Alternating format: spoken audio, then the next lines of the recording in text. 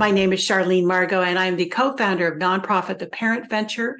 We are delighted to have with us tonight Anthony Ross, who is going to be talking about how to talk with your child about gender and sexuality. Welcome, Anthony.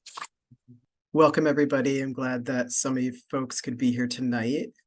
I know webinars are interesting because you can't see everybody. I appreciate being able to be here tonight and talk a little bit about the work that I did a lot of for about 16 years at Outlet of working with LGBTQ youth and their families and a lot of providers who also worked with youth. So that was the bulk of my career, is the work with this community. And I went into school to become a counselor and a therapist because I actually really enjoyed the direct service work much more than doing a lot of the administrative work of a nonprofit program. So that's why I shifted over. But I do just love like having these conversations. So I really want to encourage people to put questions in the chat or put it out there when you have the opportunity.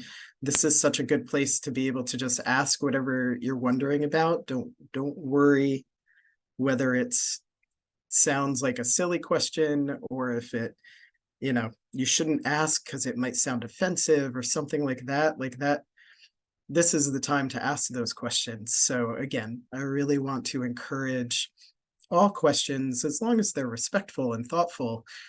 Let them rip, bring them in, because a lot of other people are probably wondering the same thing that you're wondering. So we want to try to get as many questions answered as possible. So with that, I'm going to give you an idea, of what we'll do tonight.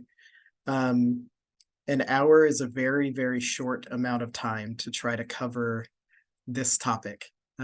It can just go into layers and layers of details. So what I'm going to do is start out a little bit with asking you all to reflect.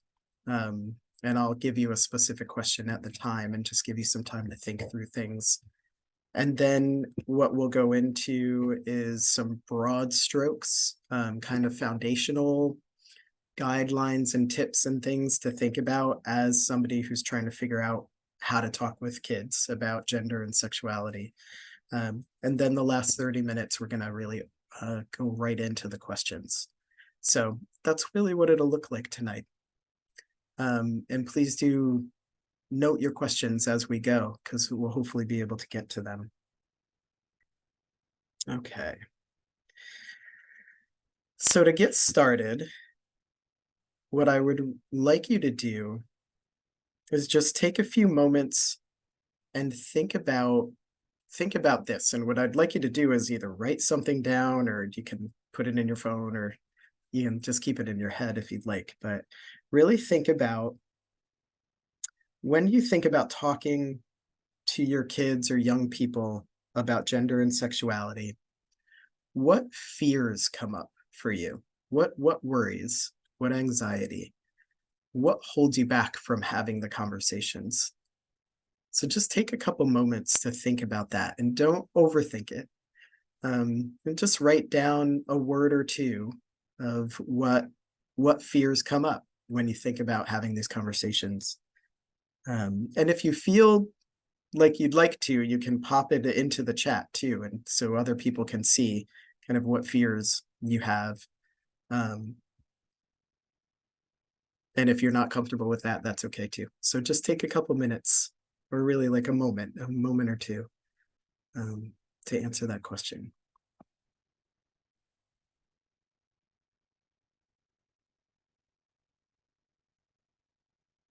See, and I'm generally thinking about not LGBTQ type topics, but more so like anytime you use a public bathroom, that's an implicit message about gender.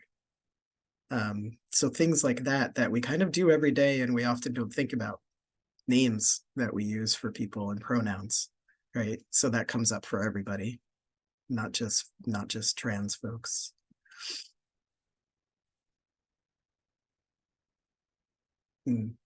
Mention a stranger by a gender at a store. Yeah, airline security. Yep.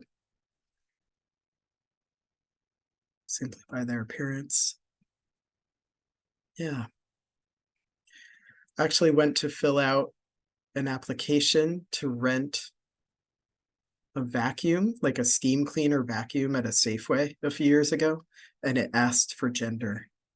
It had like gender boxes to check off to get to rent a vacuum.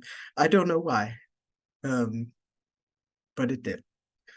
So there's a lot of ways that gender comes up in our systems that we're not really sure why. Answering the questions, why do men and women dress differently? Yeah. Yeah. Yeah, Kathy, I'm surprised too why so many forms still ask male, female, or ask for gender at all. There's so many ways that we ask and we don't need to.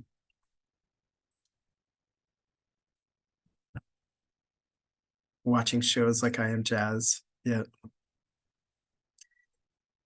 Yeah, so good. Again, thanks to everybody for even, doing these little exercises and kind of thinking through some of this stuff. Gender and sexuality are such really ubiquitous part of our lives. Like it's just there all the time. And we don't think much about it until we have to. And part of the reasons that we have to, well, what we're talking about tonight is because some people don't identify as just straight and just cisgender. And so whenever and I'm going to refer more to gender diversity and sexuality as diversity, more so than using the terms or the acronym LGBTQ plus, right? Because we can go long. I could keep going on with the LGBTQ part. And the terminology changes all the time, right? Especially for young people, they're constantly like thinking up new words to describe their experiences. And so there's no way to keep up with the changes of the language and the terminology. It's just impossible.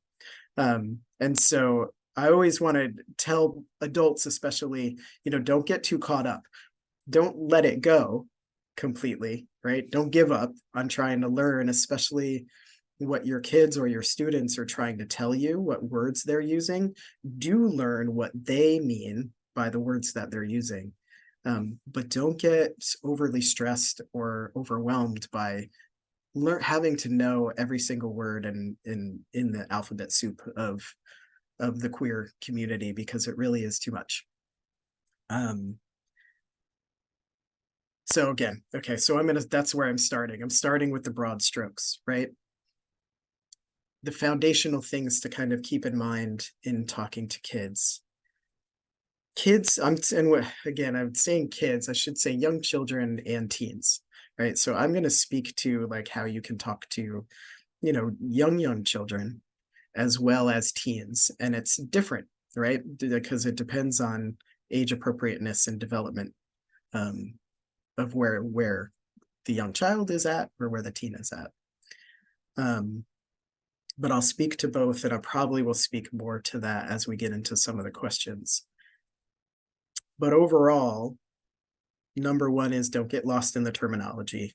Don't get overwhelmed by the terminology, right? Do listen. This is that's really should be number one, is listen to what a kid is telling you. Listen for the language that they're using. And if you don't know the word that they're using, you should ask them, right? I haven't heard that one before, or I'm not familiar with that term. What I used to know gay meant is this. Can you tell me what you mean, or how are you defining it now? Right? Get what they're because what you'll get from is their understanding of that word that they're using, right? Which just gives you more information about where they're at with their own understanding of it, right? So you might think that you do. I don't know. We might have some parents here who are also identified as like queer in some way, right? LGBTQ or beyond, right? One of the things that we can get lost in as queer parents is to assume that we know our kids' experience if they start to come out. And that's a tricky slope to go down too. So you don't want to assume you know just because you're part of the community, because the young people's experiences of being a queer person in the world is very different than it was for a lot of us who are older. And so that's where we can learn a lot from each other.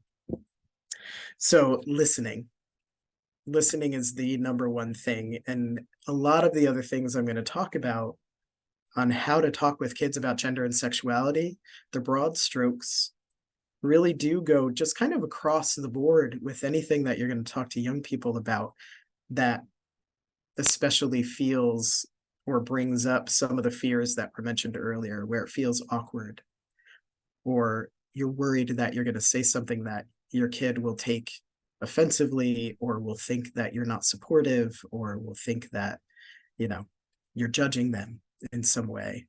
So that really does go across the board, but gender and sexuality definitely bring up some of these issues a little bit quicker, right? So listen to them, ask them how they define the terms that they're using, or what they're thinking about. Like just be curious, right? Be curious and open and listen to what they're saying. Take them seriously. So especially like young kids, people will want to, a lot of myth around young children and gender and sexuality in particular is that they don't know, right? They're too young to know that they're LGBTQ. This is actually false. It would be like assuming that a kid who is cisgender, or who identifies with the sex that they were assigned at birth, right? Doesn't know that they're a boy, right? So if a child is assigned male at birth and knows he's a boy, he knows he's a boy as much as a trans kid knows they're a trans kid, right? It's very much the same. Kids also do have an understanding of, we'll say, I'm saying sexuality, but what they have an understanding of is of that sense of attraction, or I really like this person, or like crushing, right? They get that pretty young.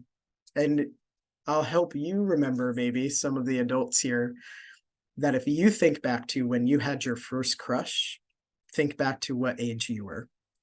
A lot of folks will think back to like first grade or second grade, where you're about 7 or 8, right? Some people have mentioned being 4 and knowing like they had some kind of crush on somebody, right? And it's usually like a teacher or a TV character or something like that. But they knew like it felt different than just a friend, right? Or a family member, that there was some feeling that was like, ooh, I really like this person, right?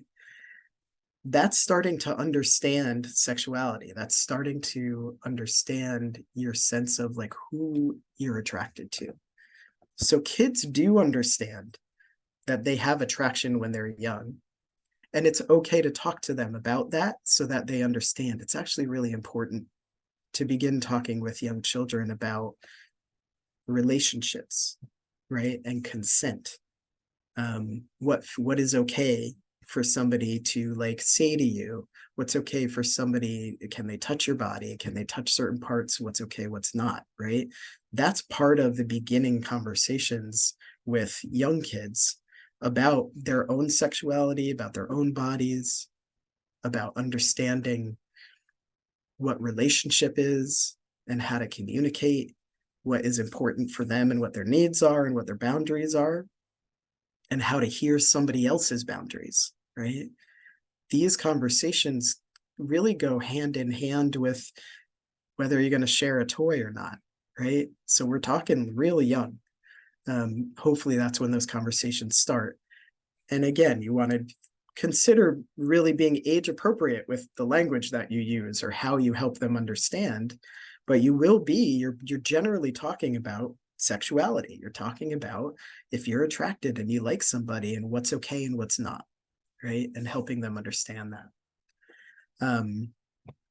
So that piece is important too, to be able to listen to them and to be able to have the conversations with them even young, and not kind of falling into the myth of they don't know. Like they wouldn't know that they're gay, or they wouldn't know that they're attracted to the same sex or gender of somebody else, because they do. And you know, if you've talked to adults who are like, oh yeah, I remember really knowing that they'll say felt different, right, as a young kid. Looking back, right? Young kids know. And I've certainly worked with families of young kids who have come out as trans at like 3-4 years old, and they really knew, and they found all these different kind of ways to let the adults in their world know, like, something is not okay and I need you to know, right? And then with a little bit of conversation with the kid, they start to understand, right? The adults get to understand and then support them. So that's really the next step, right? Broad strokes. We go to, and if a kid is trying to tell you, like, this is something that's up for me, that I'm feeling like my gender is different than what I was assigned, then you want to support them. And this is probably, I want to say like everything I'm saying is number one on the list, but I guess that can't really be. But really support, right? Letting your kid know that you support them and love them no matter how they identify, whether they change how they identify, no matter what they do, that you are going to love them.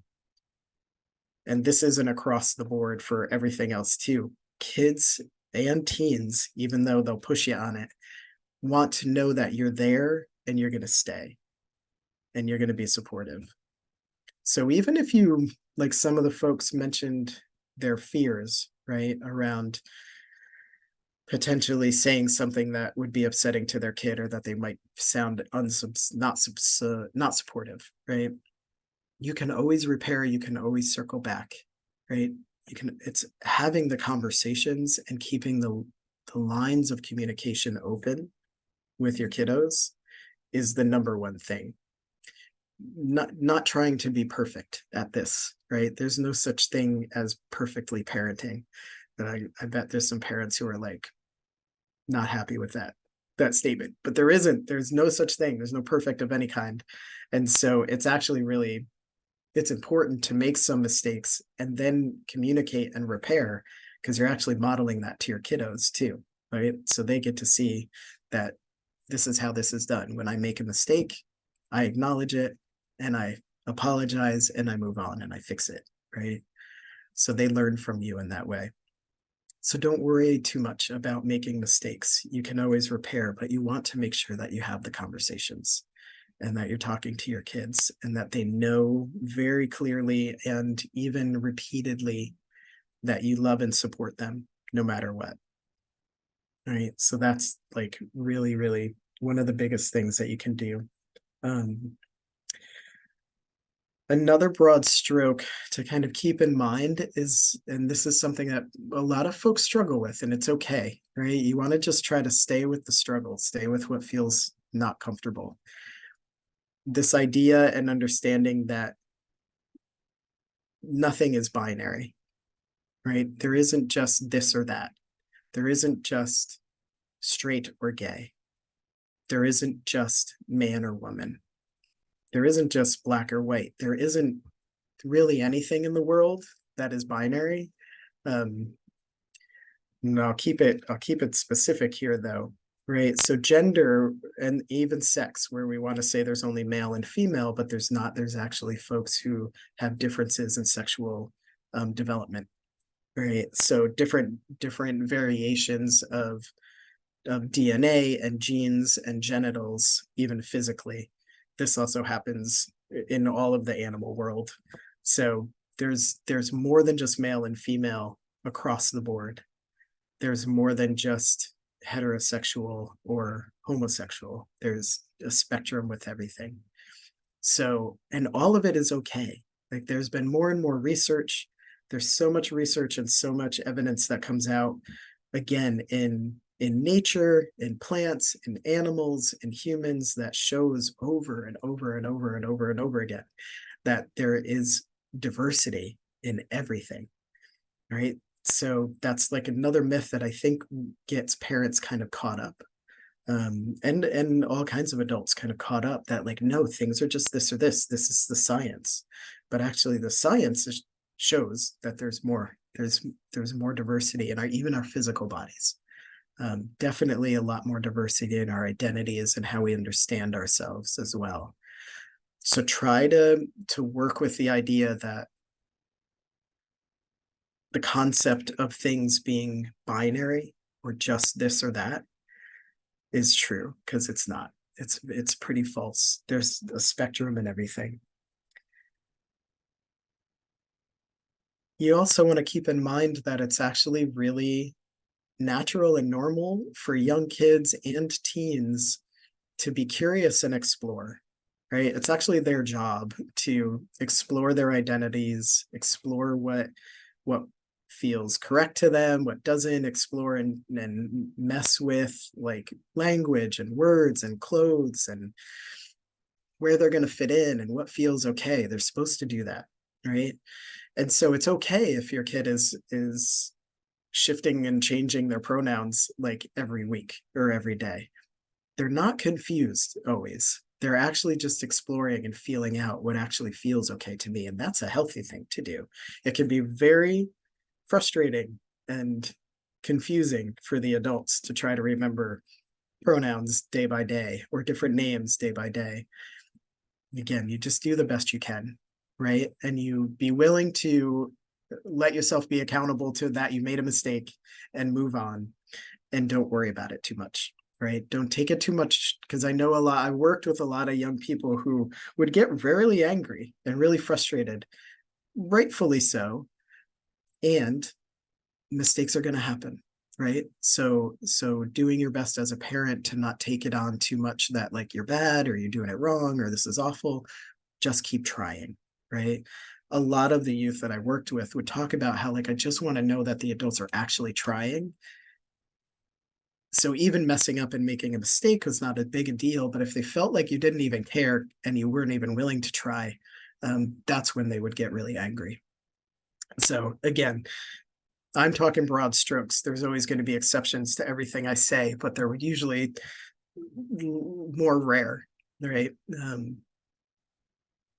Yeah, generally, most people, even adults, the youth and the adults that I know are like, as long as you're trying, I'm feeling okay. But if I feel it feels disrespectful when people are just like, look, I can't use they and them. It's not grammatically correct, right?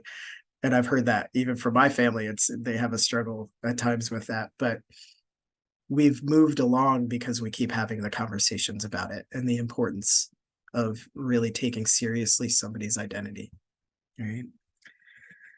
So it's normal to be curious and explore for young people.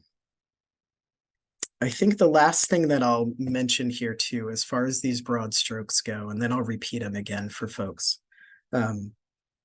is that your kids need your protection with that support that you're giving them, right? Because they're living in a world that is still not where it should be with its understanding and its compassion with diversity when it comes to gender and sexuality, right? And I know a lot of you know what I'm talking about. Like we see in the news, what we hear about things happening in different states, and we hear about what's going on, or what kids are still using a lot of terminology that's hurtful in the schools, and that makes it sound like and gives the message that being queer in some way is bad or dirty or negative or sick, right? So they're hearing this all the time. So what they need is to know that you're actually going to step up for them when the time comes. So you will tell somebody, hey, I don't like hearing that word. We don't use that in my house. You're fine just the way you are, right? Like, and being there to protect them from some of the stuff that happens in our society. So support and protection is really important. And when you do this, and this is in research as well, even providing a little bit of support for your kid it bumps up their mental health and their future of actually like getting through into adulthood with less harm done is going to happen when you provide even that little bit of support, right? So the research has shown that kids who are completely rejected for their identity are the ones who end up really struggling with all the things you hear about, with drug addiction, with homelessness, with STD, and HIV, and risky behavior in general, with suicide ideation and attempts. Like all of these things, all those numbers and statistics go up with the amount of rejection that a kid experiences from their family, from their caregivers or their adults in their life. So that, if to me, should be really like the best reason to at least try to be somewhat supportive, right?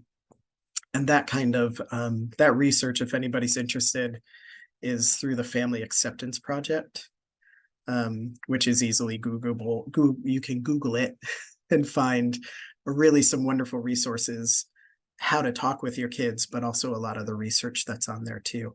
Providers too, if you're a teacher or a therapist or somebody who works with kids, they have Family Acceptance Project has great resources on their site that are free, I think, for people to access.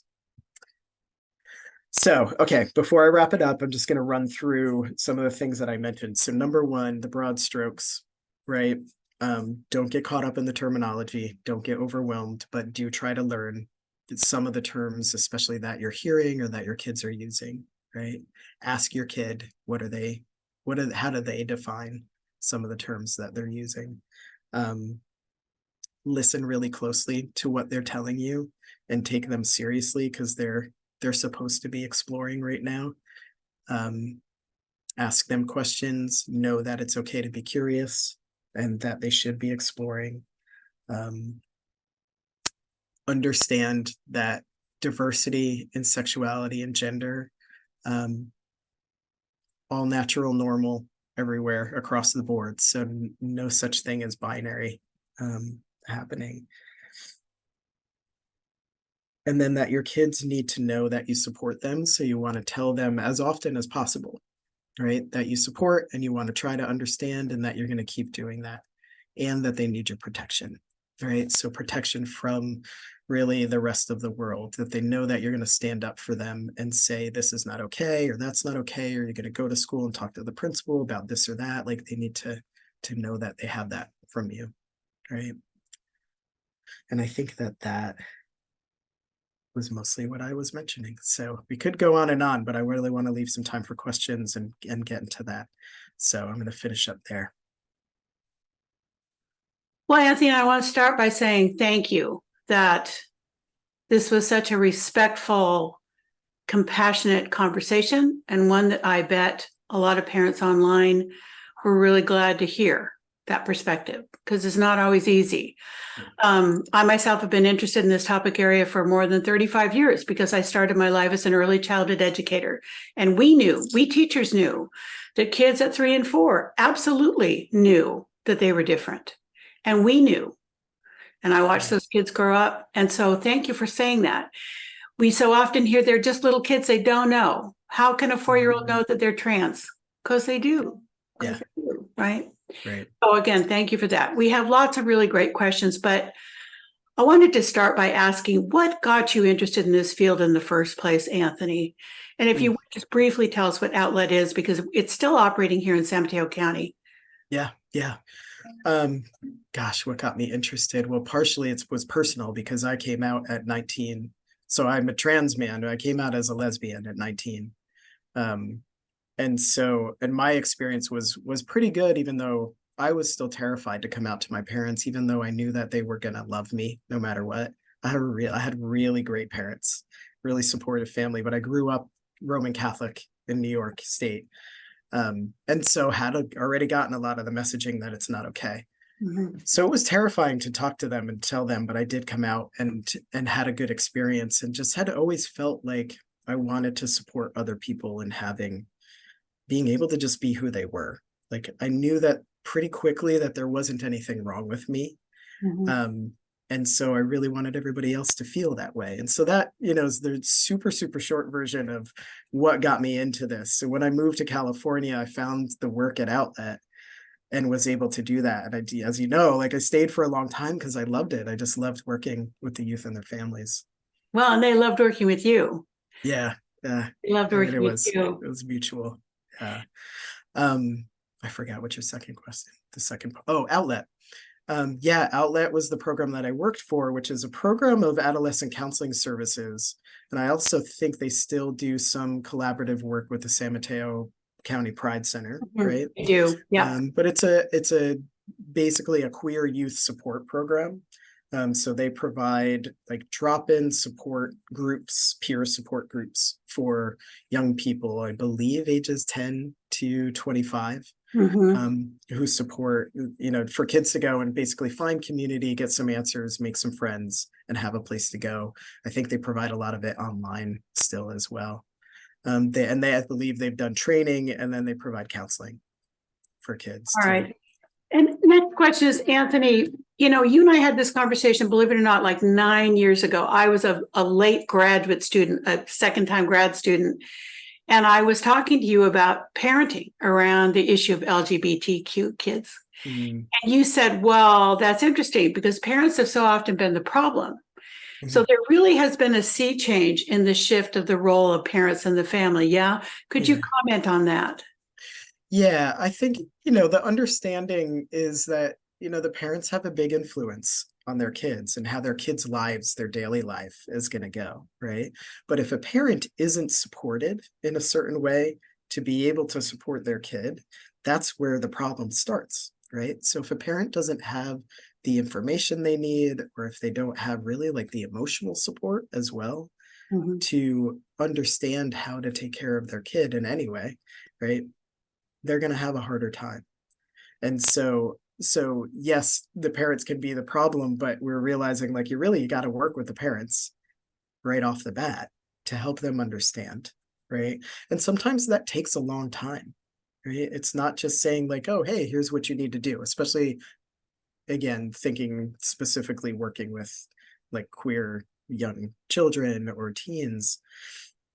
For some people, it's just like, here's a brochure, here's what you need to know. But for a lot of parents, they need more emotional support, more kind of hand holding and understanding, especially if their kid is trans or non-binary, to understand that like it's okay, and here's how we can think through this together, right? You're not alone in this.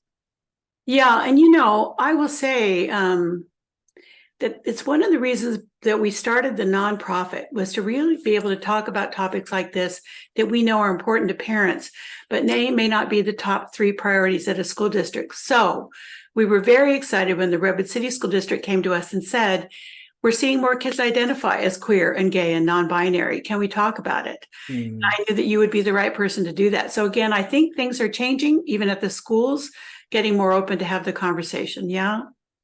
Yeah, I mean, I think so. Throughout the years, it has seemed to ebb and flow with the different districts, right? And I think some of that goes with the political climate as well, Yeah. right? So we see, or at least in my experience, I've seen schools kind of open up their doors to, metaphorically, like, let's talk more. We have more kids coming out. Let's get some support and education in for parents and for the kids, right? But at times where it's gotten a little bit more politically like conservative across the board, I've seen schools kind of close that door a little bit and almost only crack it open. And I know that all just comes from fear, right? Like people are afraid of losing funding, losing support for the school in a certain way, or getting sued. Um, but it does seem, I will hear people talk often about like there's more kids coming out now. But like Charlene, I've been hearing that for like 25 years, Yeah. right? There's more kids coming out. Like Yeah. they've always been coming out. Um, and they will continue to come out, and there will always be kids who are there who are not out yet. Yeah. Always, everywhere, at every school, private, public, charter, everywhere, right? They're Okay. there. Okay. We're everywhere. Um, and it won't necessarily mean that the school is doing something wrong, that not all kids are out. Everybody's got their own kind of journey, right? So some will feel comfortable to be out at certain points. But ideally, a school district can really create as much of a safer environment as possible. Okay, fair enough. Good point, Anthony. Yeah. Score 1 for you. You're right. Okay, so some really good questions coming in here. Thank you, everyone, for these very thoughtful questions. Here's a great one. As a parent, how would you address a teacher who habitually uses the phrases boys and girls? As a parent, I think partially depends on your relationship with the teacher, right? If you have a relationship with the teacher, it could be just a simple one-on-one conversation. And I really tend to go right to nonviolent communication tools, right? For talking with anybody, especially early about like charged topics, right? And I would just let the teacher know, like, hey, like, I understand that there's kids in our class who don't identify as boys or girls. And I wonder if you're open to like shifting that and changing your language a little bit, or does the school provide training on that? I would love to see that, right? Offer up different ideas, but kind of coming at it from that direction, not coming at it as like, hey, I'm hearing you're saying this and you shouldn't, right? Because people are going to get defensive usually like right away. Mhm. Yeah. So I'll try to keep my answer short because I could go Yeah. on, but nonviolent communication, using I statements, saying, here's what I'm hearing, here's what I understand. I wonder if you're open to trying Yeah. something I've different. I've noticed that. Mhm. Yeah, all of that. Okay, great advice. Thank you. Here's another great question. For young gender creative kids, how should we vet summer camps, especially sleepaway camps? Yeah, that's a great question. You know, I think one of the best supportive places that I think is still out there on the peninsula is the trans family support groups, right? So talking to other parents who have gender expansive kids and teens, or trans and non-binary kids and teens, hearing what they have tried and who they've researched and their experiences, that's really going to be your best bet. The other way is to, you contact camps directly, you ask them questions directly. How do you support kids who are gender diverse, right? What does that look like? What are your policies, right? Like, ask them those open Excellent. questions. Okay. Okay. Thank you for that. Yeah. I love all these questions because they're all interesting and important. So here's a parent who asks, how do you tell at a young age whether your child is transgender when their body is still developing as an adult? Good question. Because it's not about the body completely, right? It's not really about the body. The identity, the understanding that you're not a boy or a girl is really internal. It's like in your brain or in your mind, right? That understanding that something's not quite right. What will happen with the body as a kid grows to understanding more about their identity, it kind of depends on a lot of things, and mostly kind of what is feeling right for me, for your kid, right? So short answer, it's not about the body, right? So don't worry about that, especially as a young child. And there isn't anything that would be any like long-term changes a kid would need to do anyway to their body or feel like they might need to do just yet. It would be more about maybe like trying different clothing or using like little bits of makeup or using different hairstyles and things like that you can change easily, but they really get to feel out like what feels right for them in that way. It's very much an internal understanding of identity. Okay, here is a related question from a parent who's really trying to meet their child where they are. They ask, I have a 6-year-old. At 4, she said she's a trans girl, started kindergarten as a girl. Now she's saying she's non-binary, sometimes a boy, sometimes a girl, but uses she, they pronouns. I'm not sure at what point, if any, I should update the school. And do you think therapy is mandatory? She seems pretty happy generally and has friends at school. I don't think there's anything to do. Just stay in communication with your kid and just keep listening to listening and asking them, right? How are you feel? So you still liking these pronouns? Do you feel like you need any support with telling other people? Do you want us to tell other people? Like, ask your kid. They'll tell you what they need, especially if they feel safe enough to tell you, right? Like, if you're open, they're going to let you know most of the time, right?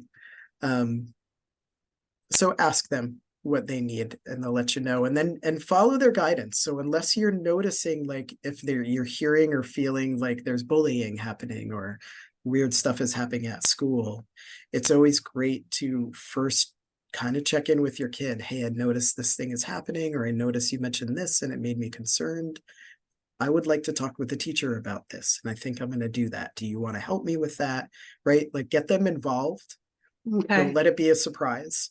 Right. Okay. And that's only if you're feeling, like parents have that gut intuition that something's not quite right. Like, listen to that, but talk to your kid and be curious about what's going on and try to get information from them first. If you're feeling like they're fine and they are just exploring, give them that space. That's great. Let them be. And again, they'll let you know, or you can keep asking, right? And keep checking in, but don't assume anything's wrong. And no, I don't think therapy is mandatory at all.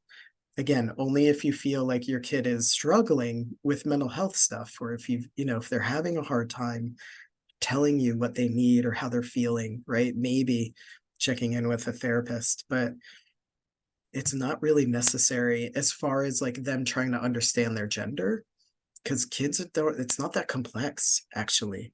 And so usually they'll just be like, yeah, I feel like this now. I feel like that now.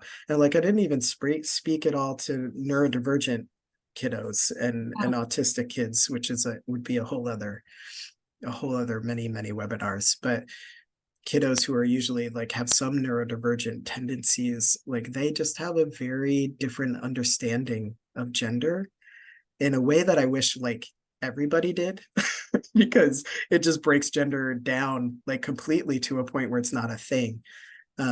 There's nothing wrong with it. There's nothing wrong with the way that kids are really like breaking gender down away from the binary of it. Okay. So just watch for your mental health, watch for its signs of like, I think my kid is sad or struggling or, having a harder time. That's when you want to look into getting more support. But if you feel like they're doing okay, keep checking in and love them up. Okay. I love that. That's great advice, Anthony. So here is a related question. It's not always easy. Parent asks, what if a child expresses some gender identity diversity, but the parents struggle to comprehend and support them due to denial? Maybe it could be that parents are not on the same page. Right. Often there's one parent who's a little bit more supportive and the other parent is having a hard time with it. Right. So what do you do? There's a lot of different things to do, right? Like sometimes the more supportive parent can get more support themselves from other parents. I do really encourage parents, especially, to find other parents that they can talk to get support, like other parents who have trans or non-binary or gender expansive kids that are around the same age. And there are resources there. So talk with other parents to get ideas on like, how do I understand my kid better? How do I help my spouse understand my kid better? How do I like kind of work with them? You can also talk to therapists, right? Like find a therapist who understands gender and have the parents just come in. Is that a place, Anthony, where PFLAG could help? PFLAG could be helpful as well as the trans family support programs. Okay. Yeah. Right. There's definitely parents from PFLAG who are helpful there too, or can at Why least don't lead you to others. Explain what that is for people who may not know. Yeah, so PFLAG it's an acronym that stands for Parents, Family and Friends of Lesbians and Gays. So PFLAG. And PFLAG is a national, actually, I think it's international at this point, organization that's been around for 40 years now. That was started by a parent of a gay man back in the 70s. And so it's just kind of grown and has chapters in different cities all over the place. And it's parents who are looking for support when their kid comes out as, before it was coming out as like lesbian or gay, and they've kept the name because of branding, right? Which is important. Right. But they do and can provide support for everybody. Okay. I think this is a place where the internet really is very useful. Totally. Yeah. Right. Yeah, and for absolutely. For the kids too. Okay. We're going to keep going because these are great questions. Writer asks, would love to know your perspective on friendships among trans and cis boys. There's this talk that LGBT kids are better off with other LGBT kids. Sorry if this sounds like a strange question. I don't think so. No, I don't think it is. What is my opinion? I mean, love for kids to be able to be friends with whoever they feel comfortable and cared for by, right? Like respected and seen and well taken care of by other people, whether they're peers or adults. So having a variety of friends is great. I think where we might start to hear the narrative about like queer kids should be with queer kids is simply because it's sometimes hard for kids to find other kids who have that similar lived experience, right? And can find people and peers that will resonate with their experience, because that's where the belonging starts to solidify a little bit better. But it doesn't mean that they should always be separate either, Okay. right? Like straight and gay or cisgender, which is, I didn't define that earlier, but cisgender is kind of the opposite of transgender. I said there's no binaries, but I'm going to use that as a binary, right? Cisgender means you were told that you're a boy when you were born and you actually feel like a boy, right? I was told that I was a girl when I was born, but I actually feel more like a boy. Oversimplified, but that's what that means. Okay. So having a diversity of friends is important. And again, it's based on like, do people respect and love you or not, right? It just shouldn't matter how they identify. Okay. Parent is asking, do you have any resources for parents or families of very young kids questioning their gender, 4, 5, 6-year-old, to support them? Mm-hmm. No, my understanding is there are still trans family support groups of parents that have young kids over on the peninsula. I know there are over in Santa Cruz. I live in Santa Cruz. And so we have a trans family support program over here that is a group of parents who, some of them have young children, some of them have teens. So you should be able to find folks and support that way just by inquiring and asking where are the parents who have elementary age or even preschool age kids that I could talk to. There's also some online support. I know Gender Spectrum is an organization that just stopped doing direct services, I know. which is really a bummer. But They were really good. I'm sorry about that. yeah, me too. And I'm not sure what is still available on their site, but you might be able to even just Googling, the online support groups for parents of young trans children. Again, the internet is great. So, Anthony, what was the organization that we talked about that the San Mateo County Pride Center is part of? There's a larger national network that you mentioned. Oh, Centerlink. Yeah. Centerlink, and I think they created a Youth Link, right? That was the thing that you had sent me. Yes. So Centerlink is the larger organization that's national that keeps a directory of LGBTQ community centers and mental health centers across the country. It looks like they developed also a youth center link, so you can find youth centers across the country. Another thing I'll mention too is if you're ever looking for support for yourself or for your kids or just for questions, really, you should be able to call almost any community center, any like LGBTQ community center, and talk to some of the staff there and just tell them like, here's what's up with me. What are your resources, or can you refer me?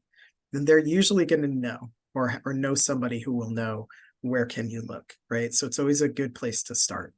Okay, thank you. Yeah. So here are a few questions that are really good ones about individual use. So let's have at it. Okay. Writer asks, if my 11-year-old wants to wear girl clothes, but he doesn't like boys or feel attracted to boys, where does he fall in terms of transgender, transsexual? It's confusing for me. Yeah. Yep. I get that. The first thing I want to mention is to make sure that you keep gender and sexuality separate. Okay. Right. So who your kid might be attracted to has nothing to do with the gender that they feel that they are. Right. They're two separate kind of like identity pieces for everybody. Right. So your kids like kind of exploring and playing with different types of clothing that might be more feminine, that would have more to do with his gender expression. right? How, and gender identity, just what's happening. And I'm going to say him, although I'm not sure if that's the pronouns he'd want to use, but saying like he's thinking about gender. It's not about who he's attracted to outside of him, right? So really I would try to ask him about his experience, right? So I see that you're wearing, you're wearing some of these clothes that I usually think of as girl clothes. They're like, do you like wearing them? Does it feel good? Like, what is this like for you? I just want to know. And just kind of try to start a conversation like that. The thing that gets confusing for people is that we confuse the sexuality and the gender, right? And we start to think like, here, I'll give you a more concrete answer. So when I transitioned and to male, right? Before that, I identified as a lesbian. So I had dated and been attracted to women, right? So then I started my gender identity, and my gender presentation or expression is more male now. And so after I started presenting more male, people would say, oh, so now you're heterosexual, right? Because you're attracted to women. And that's not how I identify. So just because of who I was attracted to, it didn't necessarily affect my identity, my gender identity, right? They're kind of two different things. And there's every variation of possibility of who you're attracted to and what your gender identity and expression is. All of it exists in the world. And again, none of it is wrong. So you could end up having, like, your kid might end up identifying as a trans woman who's attracted to women, to other women, and might identify as a lesbian or bisexual. And so I know that might get confusing, but that's just one example, right? I'm going to stop there because I think we could probably go into it, but hopefully that was helpful, right? Okay, thank you. Yeah. And parents, this never fails. It takes a while to get your courage up and to get your thoughts together. So we have a few more questions. Anthony, can you stay with us for a couple minutes? Sure. Okay, here we go. Just such good questions. Yeah. Says, I'm the parent of a young trans girl, and I have family members who keep asking me what my plan is. I always say I'll follow her lead like I always have, but they press about hormone therapy and surgery. How can I address these kinds of questions? Yeah. Oh, I'm sorry you're having that experience. Yeah. Because what you're doing is just right, like following your kid's lead. Again, it's probably going to depend on each individual, like, relationship that you have with some of these people, right? So I would say for some of the people that are closer to you, have a deeper conversation about how that impacts you every time you're asked, right? And that would take you kind of understanding the impact on yourself, right? Does it make you angry? Does it feel like they're questioning your parenting? Does it make you think that, feel like insecure? Share some of the vulnerable stuff that happens for you when they ask you these things. And some of the other people that you might not be as close to, you're probably just going to have to keep saying, like, thanks, I don't need any more guidance. And try to hold a boundary with them, right? Like, say, like, I really appreciate you trying to help. I don't want to talk about it anymore. I learned when I was going through a divorce that the thing is, people want to be helpful, but I learned to say, thank you, that's good advice. It didn't mean I was going to do it. Right. That's great. Exactly. Good advice. Yep. Move on. Move on. That's it. Exactly. It worked really well. Yeah. Okay, we're going to try one more, Anthony, and then we will wrap here. Again, love the questions coming in. We will save them just because they're good questions, and we may have to do part 2 of this, okay? Parent asks, it seems some classes in my teen's school have an exceptionally high percentage of kids identifying as trans or gay, 20 to 30%. How to distinguish between a teen that's exploring identity and one who's seeking approval from their peer group, where many of their peers are identifying as differently gendered. I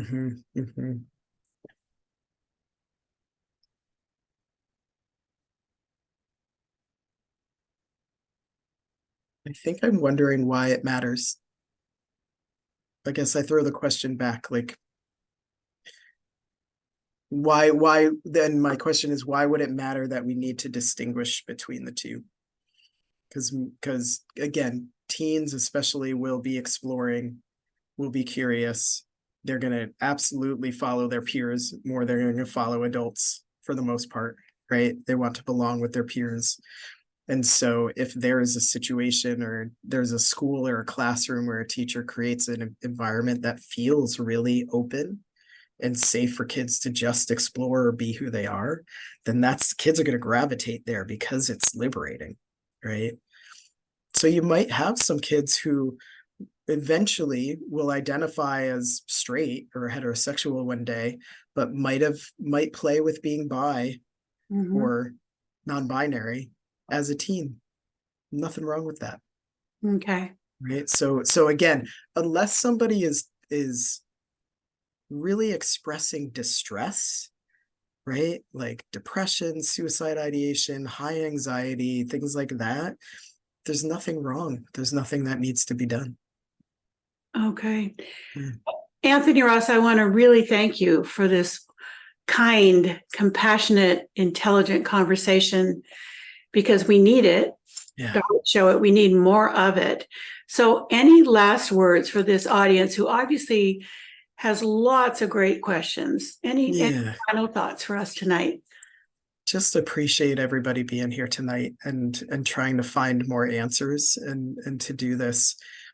Keep utilizing resources. Google, find some information or call different LGBT centers. Get the support, ask the questions. Don't feel like you have to sit in questions and insecurity and worry about it. There's a lot of resources out there and you're not alone, and it's okay to ask and get the support. That's what I really want to leave you with. Okay. Well, thank you, Anthony Ross, again for a brilliant evening.